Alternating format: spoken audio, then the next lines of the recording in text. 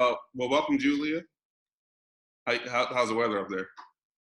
That's always the first question I get. Because it's Canada. It's snowy, it's cold, but it's beautiful. It's beautiful. Nice. Yeah. Well, thanks for stopping by today. Let me see here. So we do these founders talks every week, and one of the things we're doing now is trying to capture many of these conversations because there's a lot of value in it, and we realize as a social enterprise accelerator that we can not only capture this value for people, the fellows like how you used to be, but then also for people outside of Raleigh who may be thinking about social enterprise work, and so who either have a social enterprise or are thinking about creating a social enterprise. And so having speakers like yourself come on who have this direct experience being an entrepreneur and then also being someone who operates a social enterprise is like really a cool thing. And so today, one of the things we want to talk to you about is customer, or is about channels, right? But before we do that, I just want to like get a little, just for everybody, just tell us personally about who you are. Like who is this person in Canada? Great. Well, hi everybody. I hope you're enjoying the program so far. I was part of the most recent cohort that just graduated. I guess it's called a graduation. I did get a new title, so that's great. Yeah, so my name is Julia Rivard-Dexter. I live in Halifax, Nova Scotia, Canada, which is on the East Coast. We're in an hour past Eastern time in our own time zone called Atlantic. I run a company called Squiggle Park, and we've been around. We started research for the company way back in 2014-15, and our goal was to really improve literacy rates with kids all over the world through digital games that they play. And the company has evolved quite a bit. I've always been really focused on impact personally. I've always wanted to make sure that whatever we're working on is really helping the kids. Kids are at the center of everything we do. So we have a team now that's 15 people, and we're based in Toronto and in Halifax, and we have some contractors down in the US as well. The way our program works is kids sign up through their teachers in the classrooms, and they play our games, and then they purchase memberships, and that's where our revenue comes from. But as they play the games, they're improving their literacy skills. So the game that we had to pivot our business model about a year ago when we realized that selling into education was a very, very difficult market, and I'd been told that, and I listened, but I always thought that I could do it anyway. and we can do it. It just requires an innovative business model. And so we launched our product with this business model in January 2019, and we've had really great growth since then. Happy to talk about that or anything. Yeah, but see, I think that I don't want to, like, you're the entrepreneur, right? And I think that your story is really cool and people can resonate with that. And so before you talk about the business stuff, one of the things I want to do is I want to draw you back just a little bit and just say, just like who you are, and like kind of pieces of your story I think are important in building the picture of who you are, because it'll help us connect why you do the things and how hard you and diligently you work. So tell us, before you get into the business stuff, like just personally, like who's this person in our screen frame right now? Yeah, so I grew up in Northern Ontario, so a pretty remote community up in Canada. My parents are still there. They snow machine in and out in the winter, so it's really remote. But when I was little, I always wanted to be an Olympic athlete and really believed that I could, the way we do when we're kids, believe like we can do anything. And I've always tried to keep that belief in myself over the years. So as I grew up, I trained really hard as a swimmer. I had an unfortunate kind of skiing accident in high school, which forced me to not swim anymore. But I wasn't willing to give up that dream. And so when I recovered from my injury, which is a broken back up in the top of my back, I got back into a new sport, which was canoe kayak. And I was told at the time that if I wanted to be the best in the world, I had to move to the east coast of Canada, a place called Dartmouth, Nova Scotia. I didn't know where that is, but I knew that I wanted to be the best. And so I packed my bags and headed out. and arrived in a place that had a culture of success. And immediately I knew that if I was gonna make my Olympic dream happen, it was going to happen here. And over the next 4 years, I trained extremely hard while I was going to university, and was able to make the Canadian Olympic team back in 2000 in Sydney, Australia, which is great. We came ninth, which was not the result that we wanted. But when I was done that competition, I was done. I was ready for a new challenge. I think I've always been kind of keen to move on and move up in what I'm doing. So I went back to school, to art school. I wanted to be a painter, but I also wanted to get a job. So I took graphic design. And when I graduated, I couldn't get a job. I didn't have any work experience. And although I applied everywhere, and frankly, I would have worked for free at the time, I just wanted experience. No one would hire me. So I just started going to networking events and hustling my services, and started building up a portfolio of clients. And eventually was successful enough to buy a building and create the first basically shared workspace here in Halifax. Over that period of time, I met some people in technology, and I decided to join forces and merge my company with theirs, because I knew that technology was the future and graphic design was only a component of that. So I started working with a software development firm, and eventually grew that business to the point where we were building outstanding software and websites for companies around the world. We won a Webby Award. I'm not sure if you guys are familiar with that, but it was a great opportunity for us to kind of expose our work to the world. And when we were doing that when we were doing that company, we saw that Google had just opened up the opportunity for companies to allow their employees to use a Google account, but with the company name as the domain name. It was the first time they'd done this back in kind of 2007. And we used to have a ton of clients at that point trying to get us to move them over to Google, because it wasn't as easy as it is today. So we thought we saw a new opportunity to migrate companies over to the Google Apps platform. We didn't know how to make that happen, but we figured if we want to make it happen, we go to where the best are again. And so we flew down to Mountain View, California, and we sat at the Google campus until we found somebody who would talk to us about being a Google partner. And we became their first North American partner to deploy Google Apps to enterprise clients. So that was customers like Cirque du Soleil and Bombardier and Stanford University. And I was the CEO of that company.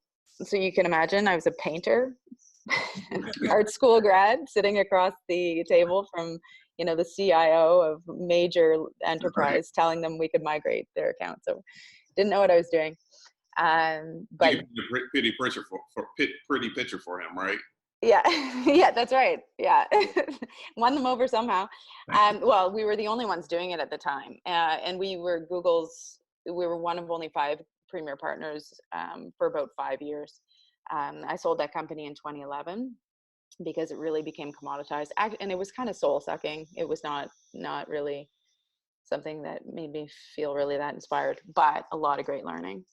So the soul sucking thing, like I'm assuming like this is about where you started to transition into something that was less soul sucking, right? Yeah.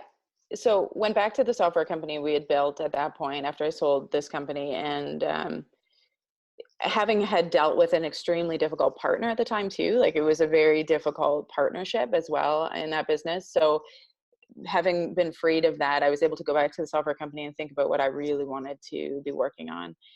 And we were building client projects, but we started to dedicate 20% of our time to innovation projects, things that were really exciting. And being in technology, sky's the limit. So we started producing just things that really inspired us. And as an athlete, one of the things that we created was something called Pursue It. It was a crowdfunding platform. At the same time Kickstarter came out, we were raising money for Olympic athletes who didn't have enough money to pay for their training or coaching or travel. And we raised about $1 million on that platform, which was not for profit. And then following that, we started to play around with eye tracking to see if there's anything neat we could do with that. And we were working with co-op students from the university here And we realized that we might be able to use eye tracking to find eye patterns that were predictive of reading challenges. And my son, Max, was really struggling with reading at the time. And I, I started to really do research around this problem of literacy and how it was impacting kids in terms of being able to recognize their potential because of a very specific skill that I thought we could improve. Yeah. And that was the point. That was the point where we decided we were going to try to tackle this. And we did really change how we were going to tackle it a few times. And it wasn't till last year, back in 2019 in January, where we launched what we feel can really scale. And it's proven to be able to do that. Yeah. So really, like briefly, because I want to start going into more of the conversation around channels. Like, can you quickly define, like, explain like what the product is, and then who is the ideal customer for that product, or who the customer is, and then the difference between, and really quickly, like the difference between customers and users, and kind of, yeah, can you talk about that? Sure. So the asset of our business is a platform. So we are a platform which we've built out, and it's really got three components. It's got video games that kids play, which they love to play. And the video games are being fed by our education API, which actually delivers content that's produced by educators. So those are the three parts. Educators produce content. Our algorithms and machine learning really takes that content and delivers it to the student at their specific level of literacy, so that they're able to play games with their friends, no matter what their level of literacy is. But the engine helps push kids to master their reading and their literacy over time. The users are teachers who are creating content and kids who are playing games. But the purchasers, those who actually are the customer of our product, are parents. They're purchasing memberships for their kids because their kids really love the game. So it's very much like a video game. The reason the teachers, though, are so important is that there are advocates for distribution. They are the ones who implement the program for us, so that we're able to reach, I think we're up to about 20,000 users, new users a week, who are joining the platform through teachers. So there are user acquisition, and then parents are the ones who purchase. Yeah. Okay. So that's when you have, and I think you've talked about in this, like, it feels like there's definitely a channel in there with the teachers, right? And so and let me just define channels for everybody. How we look at it is the question of channels is like, how do you reach your customer in some scalable way, right? And so that's the question, right? Like, how do you reach your customer in some scalable way? So, like, walk us through your thoughts on not only identifying the right channel, but then also your thoughts on, like, developing and building that channel for that ultimately gets you to your paying customer. Well, I think first, before I do that, Kyle, I think it's really important to really express the fact that before we launched this business model, we had to know what the asset of our business is. And when I say the asset, I mean, like, in 5 years' time and 7 years' time, what is going to be the most important part of our business? And I think that if you build a business that way, you can scale a lot quicker, and it helps you make better decisions about things like channels. Because for us, the asset of the business is not the video game. In fact, the video games themselves are going to become out of date, and we've seen that over the last year, how quickly that needs to evolve. So for us, we really have believed that the asset is going to be this education API that allows developers to plug in to our education API, so that we can create new digital interfaces that kids love, eventually maybe in VR or whatever. So for us, we have to make sure that we're constantly populating this education API with really good content that kids can consume, so that we can consistently be getting more and more data to make our system more effective and more rich. So for us, whereas we could have maybe considered distributing direct to parents, direct to consumer, we really believed that going through teachers was the right way to go, because the second horizon in our business, after we've built a demand of kids who are using the product, will be to get teachers to use our content. It's called the Education Content Creation Portal, to create more and more content, so that we have both the demand and the supply side built.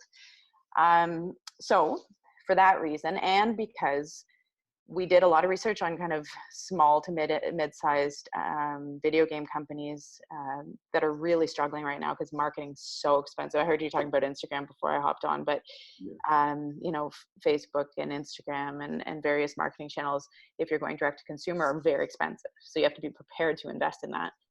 And we didn't want to invest heavily on that side of things because we really believe that if we focused on teachers in an effective way, we can really grow our user base rapidly while investing in our long-term asset of our business. I think I'm glad that you bring that out, because earlier we were talking about this like difference between what we were calling good traffic and bad traffic, what Mark, one of our fellows, was calling good traffic and bad traffic. And what I hear you saying is, if you had, this doesn't change necessarily, defining your core asset, the most valuable thing that Squiggle Park has in a long-term sense, didn't change your advocates or your customers or your users. It just changed kind of who you went after. Because if you had built a lot of loyalty around a product that you knew had a life cycle that would come down that wasn't your most valuable, that would hurt you in the long run. It might help you in the front end, but it would hurt you in the long run. And so instead, building your traffic around this most valuable thing that you have is really helpful, because sometimes, especially when you're starting, it can be tempting to go with the quickest turnaround. What's the closest route to money? But what you're saying is, take a minute and understand the longest term value or unique solution that you're providing, and make sure you're building your customers around that tool. I think that's really helpful across the board, and for social entrepreneurs, for sure. Yeah. So understanding the asset, and then from there, like, how did you go about identifying and developing the proper channel to reach the right people? Like, what did that process look like for Squiggle Park? Mm-hmm. Well, we started by launching a free product. So our first product was a paid product, but we started by launching a free pilot for a period of 3 months. And the value of doing that was to see where we had pockets of success. We assumed at the time, and we've validated this since, that in the education community, there was an extremely strong referral opportunity. And we knew that if we could really focus on delivering in specific markets, they would refer, and we'd be able to expand out from that. And so it's a land and expand model. Who's refer? They, can you define? Teachers, yeah. And administrators in education, but mainly teachers. So when we launched our free pilot for 3 months, we were very disciplined. We told them after 3 months, they were gonna have to start paying. This was, again, with our first product that's a paid product. Our second product's free. And it gave us pockets of users where we saw some concentration. It was pretty small. You know, after 3 months, you know, there might be a pocket where you see 5 or 6 users in the same school or district, and they had to be active, obviously. And then users are the students. Sorry, Kyle. I'm talking only about teachers right now. Okay. All right. I'm only talking about That's fair. It's fair. Because you talked about the teachers and the advocate, then it's language matters, and I apologize. I'm not doing a good enough job. Teachers. I'm only talking about teachers right now. Okay. We were looking at where we had teacher users using the product because we knew they would refer. Okay. And then we decided to land and expand, only focus on where we had these pockets. Now, one of the things that I don't think we were disciplined enough with was being extremely disciplined about how much focus we placed in those areas, and really starting to develop out those pockets. And it took us about a year to really understand how important that focus was in terms of specific markets or specific districts. Because what I realized, and I think you can really lie to yourself quite easily, or mislead yourself by thinking, oh no, I can handle, like, I'm getting some interest over here and here, and I can handle all those. We only have one product. We're only really communicating one message. But the segmentation of your market can be really important at effectively growing your base. So when we started to believe that message that, no, we've got to be more disciplined, we started to look only at Texas and Florida, like very specifically. And since we had more use in Texas, we focused more resources there. And that allowed us to create messaging that was very specific to that user segment. When we did that, the growth in that area just shot up, like rocket shipped up. And it was because our marketing message was very explicit for that market segment. And I hadn't realized how important that was. You know, I thought that the marketing message was good, but when we were able to really understand that customer and really speak to that customer, the user base just shot up. Yeah, let's explore that a little further. With like, so that messaging that by being super disciplined, by being focused, understanding who the customer is, creating messaging that resonates with them very clearly. Where once you did that, like, how did you go about, like, how did you place that messaging? Like what channels or avenues did you place that messaging into in order to reach the intended customer? And how did you go about thinking about, like, did you experiment with that? And how did you go about, like, yeah, just talk about that. So I'll be specific about the messaging too, because that might help frame up the conversation. But so when we focused on Texas, we saw from the feedback we had from our users, and we got a lot of feedback from our users, like a lot. We saw that a lot of them were really concerned about something called TEKS test prep. So getting their kids ready for a reading test that they had to do in Texas. And like, if you think about it, that doesn't really matter to anybody else outside of Texas, but it really matters to this user group. So what we started to do was to align our marketing messaging with the fact that our program is actually aligned to them practicing for this TEKS test. So if they use our program in classrooms with kids, their kids are going to be better at the TEKS test, and they're going to be loving preparing because they're doing it through these awesome video games. So you might be concerned, and I was kind of concerned at the beginning, oh, well, but this excludes everybody else, like outside of Texas. But that was okay, because since we've had this success, now we've been able to duplicate this in Florida with Florida testing standards, in Ontario with Ontario testing standards, and we could take that same principle and reapply it with just slight tweaks in the messaging. So it allowed us to experiment with that messaging and the delivery of that messaging in a very specific market that was then scalable. And we experimented with Facebook advertising. We experimented with direct email. We experimented with trying to reach out to administrators. And we found that the most effective way for us was through direct email campaigns. It was the most repeatable way to be able to attract teacher users. And so our team really started to invest in understanding the unit economics of that. Like, if we spend $100 in direct emails, how many teachers are we likely to sign up? And can we do that in a repeatable way in every district that we start to target? And we found, yes, we could. So that's interesting because you know, like with Facebook or Instagram or any of those other social media platforms, teachers are already populated in there, Zoom at some rate. Now, then the question becomes, how often do they engage those tools, which then matters. And then you assume that you can put together, craft that messaging, package it up into some ad and send it out, targeting specifically teachers within the Facebook platform or LinkedIn platform, which gives you access to, like, when we talk about scale, we're talking about large numbers, right? And so when I hear email, like, I feel like Facebook and LinkedIn and Instagram gives you the best possibility at scale, right? But when I hear email, it sounds like a harder proposition or strategy to scale, because you have to acquire and somehow get the email addresses, and then you have to communicate. So like walk us through your thoughts on, like, how you said, okay, like, we put this on Facebook, but email is better.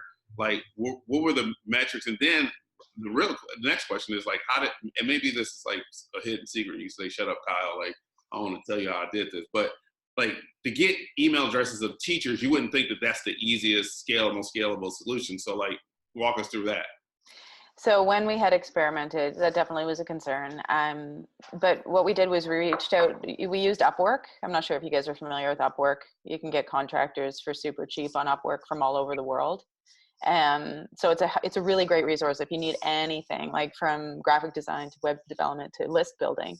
We found a guy, Michael, and I've worked with Michael for 2 years now on Upwork, and he charges us for the leads. Since we've been working with him for a couple of years, he gives us a super good rate now. And the longer we work, that seems to get better. So we did find a way to develop those lists, but I definitely had some question about scalability. Like, it seemed to me like social media was so much more scalable, but it wasn't as, and it was. Facebook actually was great. We invested in ads and those were terrible for us. Like, for us, it didn't work at all. I think the authenticity of the message was lost. And for our user base, it's really important to be authentic. So we cut out Facebook ads, but where we had a great success on Facebook is in groups. We would join groups of similar-minded educators, and we would be a part of those groups. Now, it takes more time because you have to develop kind of a persona in those groups, and then you can share information. So it doesn't look like you're spamming, and you can't be spamming or you'll get kicked out.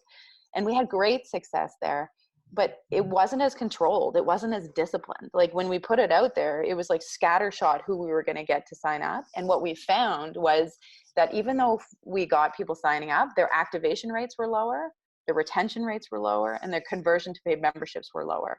So we might get 1,000 users sign up with one message on Facebook, but our conversion was, less than 0.5%. Whereas so one message you're saying, like, with an ad that you ran on Facebook? No, our ads were not successful at all. Okay, so you talk about within these groups? Yeah, like we might say, like, I'm part of Texas, grade 5 teachers group. And I might say, hey, or somebody writes something about their, reading class. And anybody have a great tool for reading class? Oh yeah, I've got this great one. It's called Dreamscape. Check it out. And we might get 500 to 1,000 people sign up from that because referral is so strong. But when we started to really drill down on the effectiveness of those signups, at the end of the day, the revenue that they were bringing in and the activation of those signups was much lower really than good. in targeted emails. Same, like, good traffic, bad traffic. Just because you have users doesn't mean you're getting customers. I also like how you're not taking for granted that because the dominant mode for marketing wasn't working for you, that your message was wrong. You just changed your mode of marketing to figure out what's the right way that our users, we can communicate to them in a way that they will trust. And I think that's important, whether that's face-to-face, phone calls, emails, advertising, like understanding who you need to get to and not predetermining which mode or method will get there. I've heard you talk about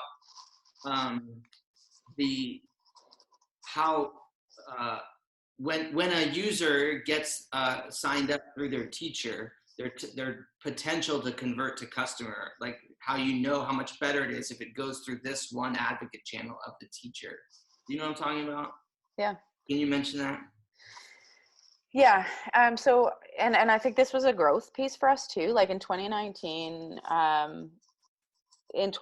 we were really trying to drill down. We've always been really metrics focused, and I think it's important to be disciplined and really trying to understand what you need to be measuring. So when we'd have people sign up, we would always be measuring, does a person that comes in via referral do better than a person who comes in via another source, a conference, let's say.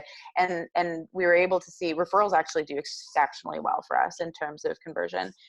But it's funny because we were measuring, like last year, we have 3 focal points every year. And guys, I highly recommend, like, really narrow down your focus to like 3 things. Try not to do more than that because it gets to be too much.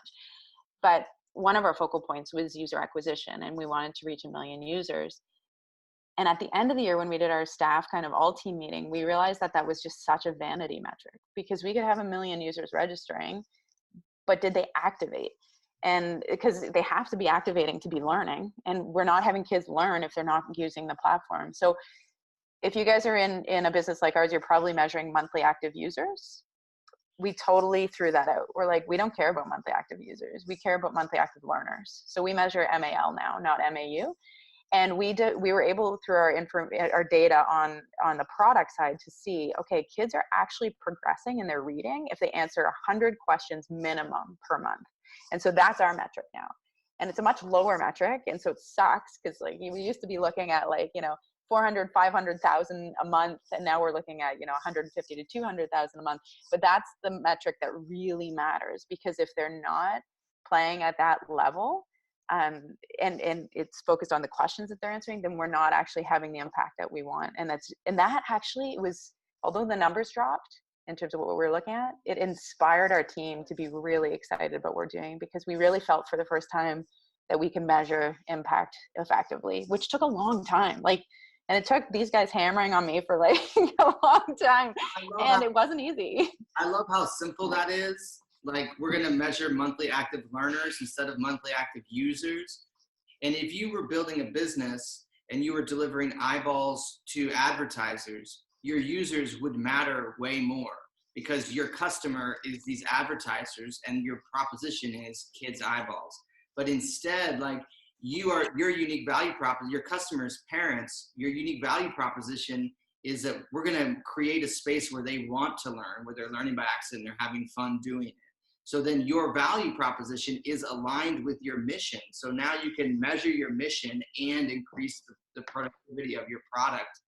That's the kinds of metrics that social entrepreneurs need to find in each of their sectors. What's the simple little way I measure the effectiveness of my product to solve my customer's problem and the impact that I want to have in the world?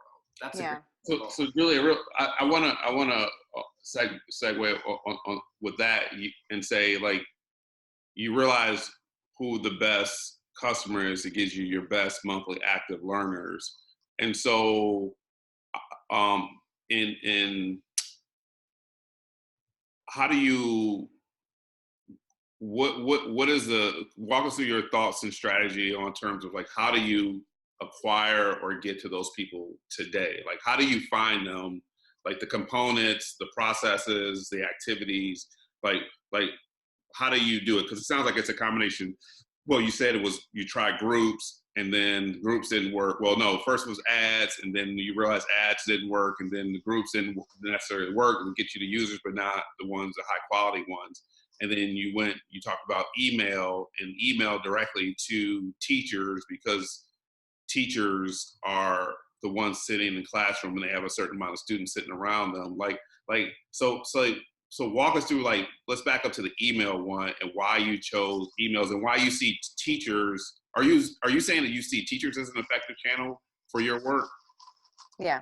And so walk us through, like, why that's the case, and then how do you, the process that you're using and the activities that you're using, as much as you can say to, or comfortable with saying, in terms of getting to those teachers. Teachers are the most effective channel for us, because we can have the most control in how they effectively implement the technology. And we know through our data that if teachers introduce it for at least 2 weeks in the classroom, the kids are going to start to pick it up, and 70% of them will play at home. So for us, that's really important, right? Because for us to get parents to purchase it, we need kids to be playing at home. So I think that is, in simple terms, that was what was most important to us. And also, obviously, referral. We also care about the fact that teachers value the product, because they're advocates, and they're educated advocates. So they're the ones who hold the best interest of the child at heart, which has some influence over parents. Unfortunately, not enough, because parents and teachers are not connected enough in our school systems. So I guess it was one of the things that I noticed last year too, and probably one of the biggest mistakes we made last year was the fact that we had those 3 focal points. We had user acquisition, we had monthly active users at the time, and then we had revenue. Those were our 3 focal points, and we had targets dedicated to those. Our acquisition was the job of our marketing team. Our activation, or our monthly active users, was the job of our customer success team. And our revenue was the job of our product team, because we believe that if we make a game that's so much fun, kids are going to ask their parents to purchase a membership. And that turned out to be successful.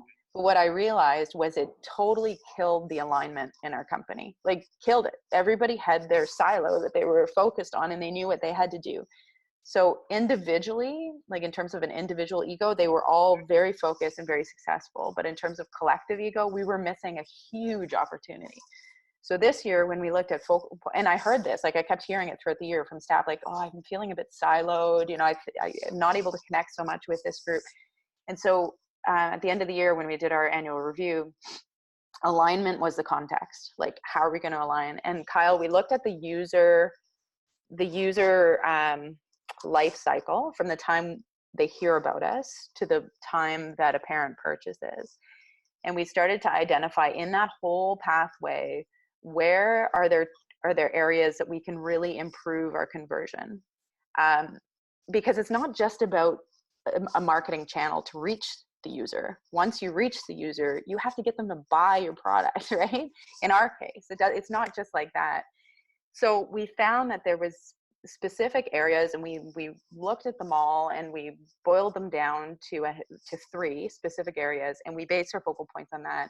And now we have integrated teams in the company that are focusing on all 3. So one of them is that monthly active learners. If we can get a kid to the point where they're answering 100 questions a month, that's a huge success for us. And that not only relates to our impact, but those kids are the ones who are likely to buy a membership too. So I don't want to, channels are super important, and making sure you have one that can scale and that you can understand the unit economics so that you know how much money you have to put in to get the user base you need. That's important. But I think what's thought about less in startups is often like, what is that user life cycle, and where are the points in the user life cycle that you can really capture them in an effective way? And maybe it's just like an activity-based email campaign. You realize that they've done something with your product, and you send them an email at the right time, and that raises conversion of your next step. But you have to be really kind of granular about what those steps are, and then start measuring a baseline so you know how to improve it. Yeah. So, okay. So let me try to. Are you saying that right now for Squiggle Park and Dreamscape, email? So in your channel strategy, to get someone to get a conversion, which means a parent is buying the product or service that you're offering, part of that starts with an email campaign to a teacher, right? And then the teacher, the thought is, if I can get to that teacher has students, a certain amount of students sitting around them. And if I can make this experience resonate with them, with the teachers, and get them to use it in class by aligning to specifically what they're trying to accomplish. And then I can get that learning to take place at a pretty remarkable rate. Then at some point throughout this, then that will trigger that student to then go home but there's a simultaneous thing happening here. You're also you're still sending an email out about the learning to the parent of the student. And so when at some point, both of those come together, like there's this learning that happens, the student gets better, there's this email that goes out to to the parent that says, hey, your student's getting better. And then at some period of time down the road, a conversion takes place. Is that correct? Yeah. And it sounds complicated, and this is something that No, that doesn't sound complicated to me. It sounds beautiful, so. It is beautiful. But we agree on beauty, Kyle. And I do think, though, that might sound like a lot for people who are starting up, because it was an evolution, right? Like, we learned this over the course of 12 months. And, the important piece was that we were able to start to measure the life cycle pieces, so that we could start to see, why, when people hear about us, are they signing up, and then 80% of them are not taking the next step, or why when people are getting to our tutorial, are they not finishing it, or why are kids not taking the game home, or why are parents getting to the payment page and not finishing the payment process, right? So understanding those pieces over time, and just being critical. And we have great team members who, everybody is very focused on self-responsibility. So we're all always trying to find, what are those places where we can tweak it to try to make it a little bit better. But it wasn't about let's just launch a brand new huge marketing campaign to a new segment. It was listening to our customers, and the customers who were buying our product, understanding why and what process did they take, what, to get to that point where they actually purchased? Yeah, I think that, so what I'm hearing is that you were incredibly focused in this process, and then also incredibly focused in, then once you're focused, like, okay, what are we going to do, and and let's be open, and let's understand, like, what's some goals that we're looking to come out of this, and then simultaneously being open to asking yourself questions, and then be able to pivot really quickly when the answers don't come back the way that you want them to come back, right? And so it sounds like you got to where where you've gotten to today as a result of saying, okay, let's be focused, let's be measured, but then let's also be open, like I said, to not only to what we're hearing, but then also, if it's not working, it's not working, right? Let's just move on to something else, right? Yeah. Is that what you think? Okay, that's inaccurate. Okay, cool. It's good. Yeah, it was good. Okay. Can I just add a couple of things? Just Yeah, two absolutely. things quickly. Yeah. Back to that monthly active learners. That started to change my conversations with investors too. Sure. Because investors in this space understand monthly active users. And when I didn't talk about that, or when they would say MAU, I'd be like, no, that's not important to us. What's important to us is this. And that that puts a stake in the ground for us to say, if you're not important in that, if this is not important to you, then you're not the right person to be joining our team. And it really was a very clear way for me to make an emphasis on why impact is so important to us. And so I found that to be very helpful. It's like a message that's very clear. That piece is important. And then I guess the other thing is, just to drive home on that again, it's like the stake in the ground is aligned with everything else. So the only reason, when you think about it, the only reason that you would measure users is if you're holding out the case of maybe changing your customer down the road, right? Of changing to advertising-based revenue, right? Like, right. Other than that, the number of users, the people not converting to playing more and learning, will not end up as customers. So for me, looking at it from an investor standpoint, it says you understand your product, you understand your customer, everything is aligned, your metrics are aligned. And that's just another example of like allowing your purpose and impact to change your thinking all the way through your whole business model, rather than grabbing the metric that everyone uses, using the metric that aligns with your purpose and impact all the way through. I think it's a beautiful example. Yeah, beautiful example. Let me ask you this. On top of that beauty that Ben just talked about, how, because you talked about investor conversations, and so like when you get into these conversations, one of the things that they're going to come, I know that they're going to ask is like, well, what is your channel strategy?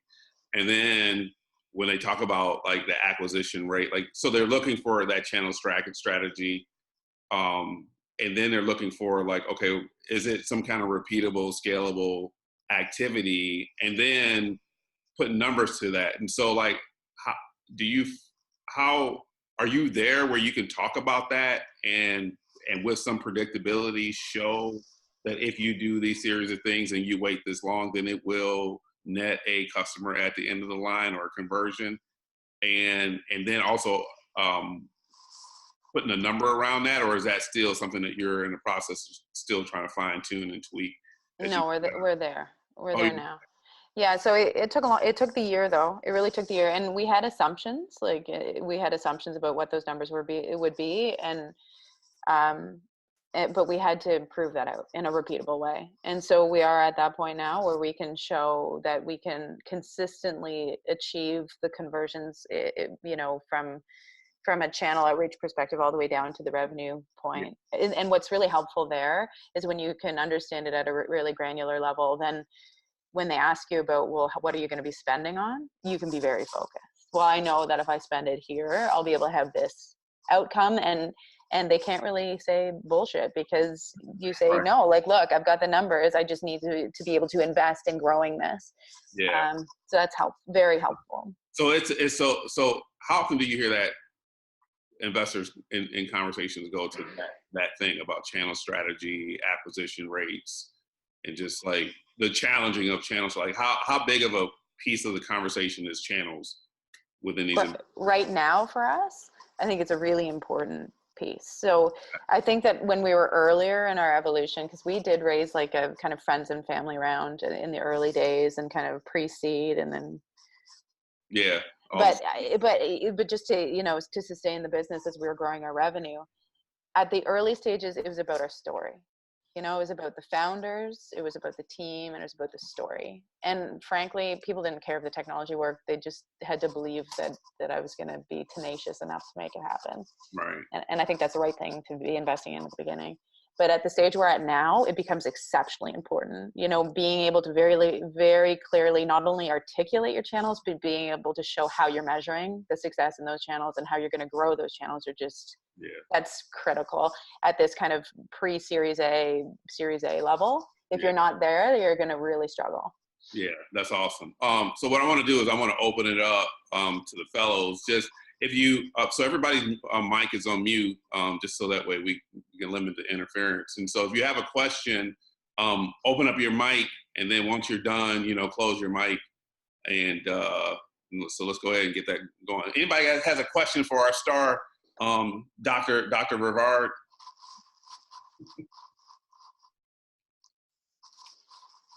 Yeah, I have a question about your users. So how are you able to tell that the users you want are really are the ones that you are getting? So it goes back to that life cycle. What's very important to us. So there's two things that are really important to us in terms of users. When you're looking at the teacher users, it's three things I should say. From a teacher user perspective, it's the teachers who are going to implement with fidelity. They're going to care about the program enough to do it on a weekly basis. So those are the teacher users that we really care about, or that are most important to us. From a student perspective, again, it's the usage, and the revenue is also extremely important. So in terms of that life cycle, those who convert to revenue is really important. But since we are impact focused, I would suggest that the retention of our users, the ones who retain for a really long time and are using for a really long time, is actually a more important metric. There's also in software, there's a very strong link between retention and revenue. So if you can keep a user for a long period of time, the likelihood that they're going to purchase at some point down that road is going to go way up. So retention becomes an extremely important thing for us. So our users, one that are implementing with fidelity over a long period of time, and then ultimately those who purchase, that's what we're looking for in users within our specific geographies. So how do you get a teacher to care? Well, we care. I think that's the most important thing. And we care very much. And so when we do trainings with teachers, we actually start with why we built this program. And we go back, all my staff are trained to tell the story about how we're trying to solve for like my son in particular, who was struggling with literacy, and how that was a motivator. And that actually launches us into kind of a story about our mission and vision that's very important. And every like sales demo that we do starts with 4 slides on that specifically, so they know that we care. We also have a product that's built extremely well. So making sure that we're really meeting the needs of our users. And I can't stress enough how important it is to keep talking to your customers and your users. Like, I don't even think we do it enough, and we do it a lot. I think the more it's never too much. And I don't think, unless you invest in that, I don't think you can really understand why your users care about you. But yeah, we've, sorry, go ahead. I guess what I'm trying to figure out is, so I'm a farmer, and so I'm trying to put a farm and go vending opportunity on the front of my farms in food insecure communities. And I'm trying to figure out why they want to, not only because of location and such, why they want to keep coming back besides the obvious of amazing products such as yourself. How can I keep them? Well, you have to, I'll give them value. You have to just make sure you're continuing to give them value. So in our case, we've created a product that kids absolutely love. So they don't have to force the implementation on kids, right? Kids are like screaming for it. And that's hugely valuable for teachers, because we learned through our classroom visits that they're so busy, they don't have the time to be fiddling around with a program that a kid doesn't want to play. So when they get bored, they get turned on to something else. And it's aligned with their curriculum. That was another big thing for us. We had to align with the standards that they have to follow in their job. And then the reason the TEKS alignment piece was so effective for us was because proving that we can actually help kids do better in those tests is really important, because teachers, that's a teacher's job at the end of the day. That's one of the most quantifiable way a teacher shows that they're doing a good job, is when they have a classroom of kids that are doing better on that TEKS test. So it was very aligned to what's motivating them individually as a teacher. I think, and then we'll have to open it up for some other fellows to ask questions, but just to kind of, this is a Ben term, double tap on what you just said. When you say deliver value, that's a lot of activity that we're forcing or asking these fellows to participate in right now, to really understand what is the pain point that your product is trying to deliver to them, or the high need. Like, it's not always a pain. It may just be a thing that they really want really bad. And then if you understand that really well, and message around that really well, and deliver that through your product really well, then the customer will stay around and always purchase your product until you stop doing that for whatever reason. So yeah, just the activities of the fellows now, and just in terms of going through that process of really trying to understand customers and who they are and their underlying motivations, based on what you're saying, is a very critical activity. And I guess just somebody gave me the advice once that if you can find medicine versus vitamin, it's going to help you a lot. And like, the vitamin for us is the fact that the kids love the program. The medicine is the fact that they're going to do better on tests, and it's going to influence the teachers' reviews. Yeah. Right. So we want them producing medicine. We want them being pharmacists. That's good. Yeah, that's good. Any other questions? Yeah, hi Julia, it's Marlena with Move Up. It's great to finally hear your voice and see your face. Mark rants and raves about Schuylkill Park like every week. Thank you. Yeah, and so one of the things that you really talked about, in the last question, was this idea of retaining and obviously getting them excited to continue on, both through the channels but also with the learners. Well, I'm interested in knowing if you have any examples of organic communities where that's kind of just happening naturally. And I ask because obviously with our users, targeted email or, for example, a Facebook group probably wouldn't be that effective. But the idea of having a community that is talking about this, from the kids telling their parents to learn, who then are being promoted by a community leader, be it a teacher or whoever, would be very valuable. Mm-hmm. Yeah. So, well, there's two ways to look at this. You can look at communities that are already, successful and try to partner with them. But I've found in the past, partnerships can be a lot of work, and it's very hard to make them actually turn into anything unless you are very mutually aligned in what you are doing. It can be a lot of work that doesn't end anywhere. So, but if there is a partner that's highly aligned to what you're doing, then that's a great way to quickly access community.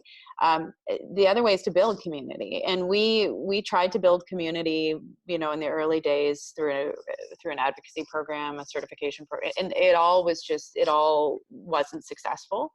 A lot of work, and we didn't get anywhere. And it was just because we didn't have the user base. Like, I think if you're going to be building community, you really have to have a certain critical mass before you do that. And unless you're doing a lot of face-to-face stuff. If you're doing a ton of face-to-face stuff, then that can be a little bit different. Like, for instance, one of the other things we invest in is going to conferences, and conferences for me are kind of hit or miss, but we've started to invest in, at the conferences, pulling people together and doing an actual like product feedback session where they get something if they want to use a product and give it. And it's like kind of developing a group of people who are having a shared experience, which then it's a little bit better. But it's super hard to build community until you have a bit of a critical mass. Yeah, so those are the two ways that I would see. And then the Facebook groups for us have been really, really valuable. They're free and they're very authentic. So you can hear how people are talking and about any topic you want to throw in there, right? You get a lot of more honest feedback because they don't feel like there's a bias there. And Marlena, I want to add on to that a little bit because I heard you saying something about acquiring customers like more organically in places where email or Instagram, in developing countries essentially where there's less digital access. And one of the things that came to mind was, Julia, when we were talking about Dreamscape and having a pool of users where you wanted to get them to convert to customers, and giving access to a couple of people in order that they would recruit their friends to come and play this thing with them. Yeah. It seems like you could do that in an analog version if you went into a neighborhood and gave a couple of the tools away in order to create referrals in a neighborhood, right? Yeah, I was just about to type that to you, like, because as she was talking, that's that. I guess I was thinking like with Marlena, like, because you're right, like those mechanisms, those mediums don't work in the places that you're at. And so what Ben is saying, like, creating mini conferences or whatever where people can engage what you're doing, and then from there it becomes a distribution point. So everybody like looks forward to the Move Up mini conference happening in the neighborhood, and people are able to go there, get what they need, and then come out of it and share it with people. That could be a very effective channel strategy for you when you don't have the benefit of using online tools. What I would suggest though is don't be afraid of asking for help from those that are already interested in your products. Like if you've got people who have shown interest, who are early adopters, ask them for help and say, like, if you're going to invest in doing something, tell them you want them to bring 10 people to the table. And so like we stopped doing individual demos. When we have a teacher interested, they have to bring 7 of their teacher friends. Like it's not worth our while unless they do that. Yeah. And so, and it shows their level of commitment. But I'm always amazed at how many of them they make it happen, and then they become little champions for you, right? So I found that to be effective. Yeah. I was thinking also though of how you gave, like weren't at one point you giving paid access or some features of paid access to kids in order to create the kids wanting to play at that, to get access to those tools that are behind the customer. Yeah. In the early days, and we do this around Black Friday too, is that we offer a certain number of paid licenses or memberships to users for certain things, for something they're going to give us back. And there's huge value for us there, because the more people who have the paid product, the more people can see what the value of that paid product, and then it spreads more. You need people using the paid product to be able to share the value of that. That's the one I was thinking of, Marlena. Yeah, if we're creating 20-minute education sections that are actually valuable, and we just need to get it started, if we can get it started in the center of a community, pick influencers there, and then let them. Yeah. If you're going to give something away for free, though, have a plan on how you're going to charge for. Like the challenge with giving something away for free is that it can devalue whatever you're doing. So make sure you're getting something back for it, and you're clearly communicating this is for a specific period of time, and eventually they'll have to pay. And what the price will be. Yeah, I remember when I was entering the school system, and someone said to me, the moment that you give something free to the district or then it's going to be hard to get them to pay for it afterwards, because you've already set their mind on it, right? The value of it, right? And so it feels like you're overcharging or trying to get over, because they're like, well, you gave it to me for free, now why do you want to charge me for it? So no, that's absolutely spot on. Like, don't give away free stuff, right? Try to stay away from that. And then free doesn't really demonstrate traction either. So, but anyway, that's another conversation. Any other questions? We got time for one last question before we close out on Professor Rivard. And any fellows have any other questions here? Blossom folk, you guys always have good questions. I see a hand up. Oh yeah, you got to. Is it Mark? Yourself. Mark, wait, hold on. For some reason, we can't hear you. It looks like your mic is off. Any other Blossom folks? Who's 407? Unmute. Let's see. Is that a Blossom person? No. Had us muted. Now can you hear us? I think you had us muted. Yeah, go ahead. You can't hear us. Okay, great. I was just curious. You talked about conversion, and you had your three big KPIs around MAL, revenue, and I forgot the third one. But at what point are you measuring conversion? Is it when you monetize the learner, or what was that? That part I just missed. There's conversion at all different points in our user life cycle. Yeah. So our first, so there's conversion at the very front end in terms of when we do email outreach, how many of them convert to clicking on the link and actually signing up, right? So from the very front end, there's those conversions. Then, what percent of those people then actually activate and like get students signed up? And then from that point, how many of them have students who play more than once? And then how many have students that play more than 100 questions and then consistently? And then how many of them play at home? Because we can do that with the time of the play. And then finally, how many of them convert to membership? So it's not as simple as just one conversion metric. There's several, and they're all important to us. And it's important to have a lot of them too, because when we're working on moving those levers a little bit, like even if we move every one of those levers just a little bit instead of just one a lot, we can have huge impact. And that was a big learning too. We were so focused on revenue at the end of last year when we needed money, right? And investors were like, oh, you have to be at a certain, MRR. And so we were like, okay, revenue. And then it was at the expense of everything else. And we realized everything else has to be driving. Like you can't just have revenue. You need to be lifting the levers all the way along that cycle. So get a really good way to measure those components of your life cycle. Yeah. Well, okay, so establishing certain milestones. Kyle, can I just finish my question real quick? I'm sorry. Yeah. So you establish key milestones and put a metric or a conversion metric around those, ensuring that sort of like your supply chain, so to speak, was starting with the teachers and ultimately ending in revenue. And at the beginning, I don't know where you are in terms of customers, or users, but at the beginning, I would put in some assumptions that you need to have a sustainable business model.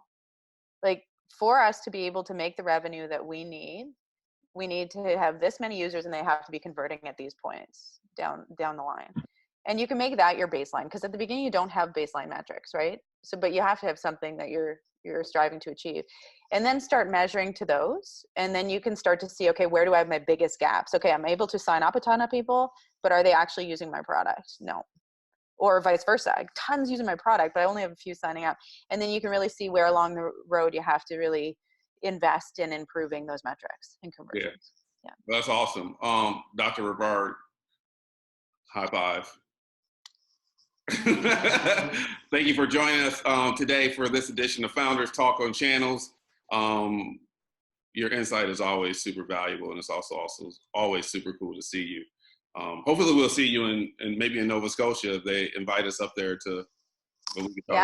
There's a really great social impact conference happening here. Yes. Maybe we can share the info in the channel. And guys, Kyle can share my info. Please reach out anytime if there's anything that I can do for you. Yeah. Absolutely. We'll do that. All right. Well, thank you very much, folks. And we'll see you next week.